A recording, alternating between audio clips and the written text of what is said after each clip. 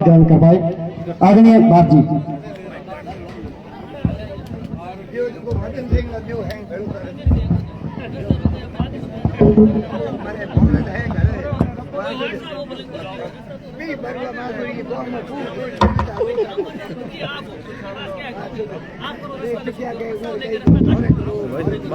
SHO फरसोंड आदरणीय ओम जी, SHO फरसोंड साहब, आदरणीय मंत्री जी बुला रहे हैं। एसएचओ फरसोंड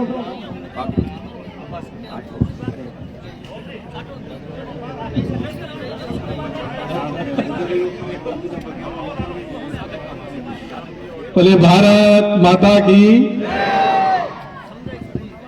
विद्यार्थियों ने जो प्रस्तुति दी हम सबको भाव विभोर किया और सत्य से साक्षात्कार भी करवाया और हमें संकेत भी दिया और चेतावनी भी दी।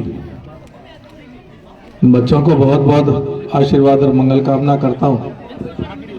जो आपने प्रस्तुति देकर के हमें संकेत दिए, सावधानी दी और चेतावनी दी, उसको स्वीकार करते हुए अब हम सब लोग का कर्तव्य बनता है कि उसके अनुरूप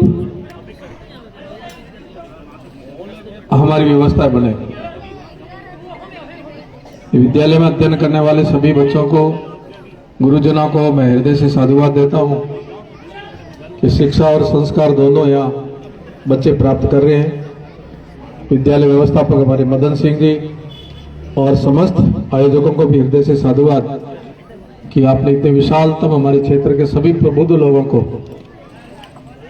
आमंत्रित करके बच्चों का उत्साहवर्धन करने में सहयोग किया, इसलिए आपको भी बधाई हो। हमारे इस उत्साह को वर्धन करने और आशीर्वाद देने के लिए हमारे अपने अंतर्मन से हम सबके साथ में रह करके हम सबके हित की बात करने वाले और यहाँ का प्रतिनिधित्व राष्ट्रीय स्तर पर करने वाले आदरणीय जल शक्ति मंत्री जी आदरणीय गजेंद्र सिंह जी शेखावत साहब, वो सहजता और सरलता के साथ में हमारी हर समस्या का समाधान करने के लिए तत्पर हैं और रहेंगे। उनकी सादर गरिमामय उपस्थिति में उपस्थित मंचासीन समस्त जनप्रतिनिधि, हमारे भारतीय जनता पार्टी के जिलाध्यक्ष जी और सामने बैठे हुए इस क्षेत्र के सभी प्रबुद्ध लोग जो जमीन से जुड़े हुए हैं, हर व्यक्ति के समस्याओं को समझने वाले हैं, उन सभी प्रबुद्धजनों को भी हृदय से साधुवाद वंदन करता हूं। 2023 के चुनाव हमारे लिए एक संकेत था और वो सेमीफाइनल था। आप सबने बड़े मनोभाव के साथ में विजय श्री की भारतीय जनता पार्टी की कमल खिला, इसके लिए भी हृदय से साधुवाद, तो मन से आपको आशीर्वाद। ऐतिहासिक मतदान किया और ऐतिहासिक जीत दिलाई। ये पोखरण की जनता को पूरा प्रदेश और देश बहुत बहुत बधाई और आशीर्वाद दे रहा है। उसका साक्षी मैं भी और आप भी हैं। परंतु 2024 हम सबके लिए वो फाइनल है और तब तक नहीं रुकेंगे जब तक विश्व गुरु विकसित भारत, सक्षम भारत और समृद्ध भारत बनाने हम लोग उस लक्ष्य को नहीं प्राप्त कर लें।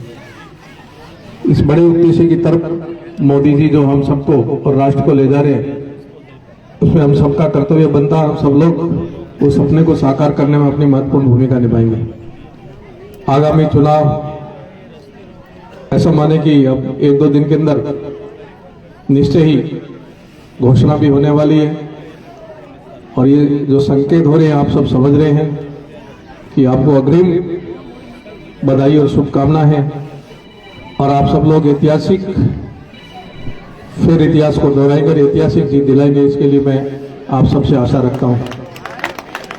और हमारा प्रतिनिधित्व राष्ट्र के अंदर जिस कर्मान्य जल शक्ति मंत्री जी कर रहे हैं, हम सबको गर्व है इस बात का और पुनः हम अपने गर्व को, अपने गौरव को दिल्ली में बिठा करके अपना प्रतिनिधित्व करने में सक्षम रहे, ऐसी मैं आशा रखता हूं।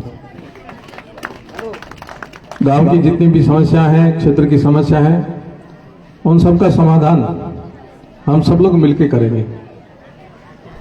मैं अकेला कोई सक्षम और समर्थ नहीं हूं, और सभी बैठ करके मिलजुल करके समस्या का समाधान करने में अपना योगदान प्रदान करें और साथ में मिलकर के काम करेंगे।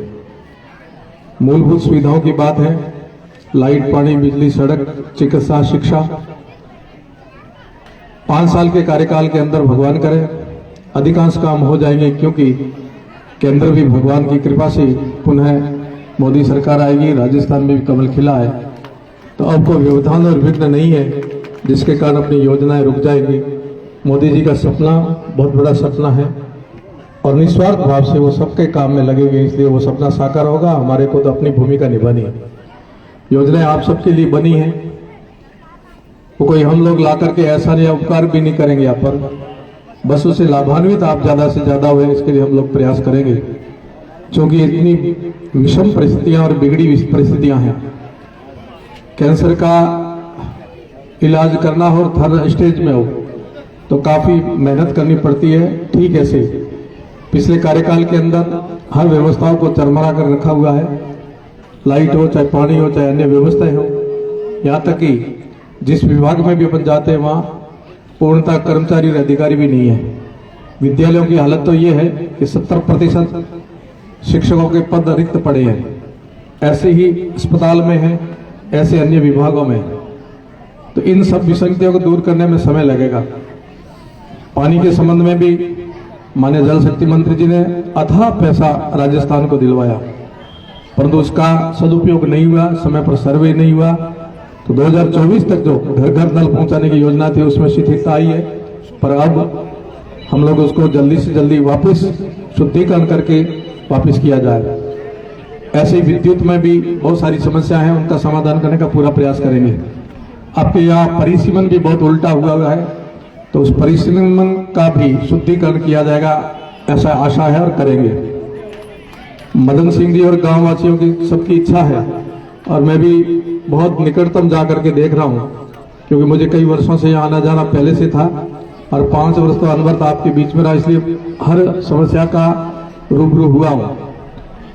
राजमथाई की सबसे बड़ी आवश्यकता है अस्पताल की, और हमने प्रथम प्राथमिकता रखी है कि पोकड़ विधानसभा में चिकित्सालय के रूप में, हॉस्पिटल के रूप में पहली घोषणा राजमथाई से करवाने का ही प्रयास करेंगे। ऐसा ही बालिकाओं का ये स्थिति है। मैं जब विद्यालय में देख रहा था तो 500-700 केवल बालिकाएं अध्ययन कर रही हैं, तो बालिकाओं के लिए पृथक विद्यालय के लिए भी हम लोग इस बजट में लाने का प्रयास करेंगे। अन्य जो भी है क्षेत्र की समस्याएं सारी अवगत है, प्रयास करेंगे हम लोग, उसका समाधान करेंगे। और बस आपका स्नेह, प्रेम और विश्वास जो आपने जताया, उस विश्वास को अक्षुण्ण रखने का पूरा प्रयास करेंगे, रखेंगे। आपका मान सम्मान हमारा जो आपने हमें दिया, हम आपके मान सम्मान में कोई कमी नहीं रखेंगे। उप तहसील की भी मांग हो रही है, मैं उस विषय को भी ध्यान में रखूंगा। जो आपकी मूलभूत आवश्यकता है और जो मांगे हैं प्राथमिकता से बिना भेदभाव करवाएंगे, निश्चिंत रहे। क्षेत्र बहुत बड़ा है राजमथाई, और यहाँ का क्षेत्र बहुत बड़ा सिंचित क्षेत्र है। यहाँ व्यवस्था के लिए, जरूरी मूलभूत सुविधाएं के लिए बिल्कुल ही आपके हर प्रयास करके सब उसको सफल करने में सहयोग करेंगे। इतनी बड़ी जनसंख्या में आप लोग उपस्थित हुए, बहुत समय से विराजे हो, तो जो आशा लेके आए हो, मैं भगवान से प्रार्थना करता हूं कि हम उसमें सफल हों, आपकी आशा के अनुरूप कुछ न कुछ काम करें। बहुत बहुत धन्यवाद, बहुत बहुत आशीर्वाद। वंदे मातरम, जय श्री राम।